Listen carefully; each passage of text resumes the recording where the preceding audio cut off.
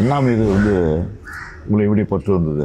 ஒரே ஒரு காரணம் தான், அவருடைய பேச்சு திறன். பேச்சு நாகர்கோவிலில் வந்து திமுக மகாநாடு நடக்குது. மழை தண்ணி இது வரைக்கும் நிற்கும். அப்படியே நின்றுட்டு நாங்கள் பேச்சை கேட்குறோம். அது ஒரு மெஸ்மரைசிங் டாக். அப்படியே அந்த கூட்டம் அப்படியே நிற்கும். அவருடைய வார்த்தைகள்லாம் எண்ணப்பட்ட வார்த்தைகள். மிஸ்டர் அண்ணாதுரை ஒரு டேஸ் ஆர் நம்பர்ங்கிற போது, but my steps R measured member immediate. அதாவது அதுக்கு ஒரு நிமிஷம் யோசிக்கிறது கூட கிடையாது. ஆங்கிலத்திலையும் சரி தமிழ்லையும் சரி அவரை பிடிச்சதுக்கு யாரும் கிடையாது.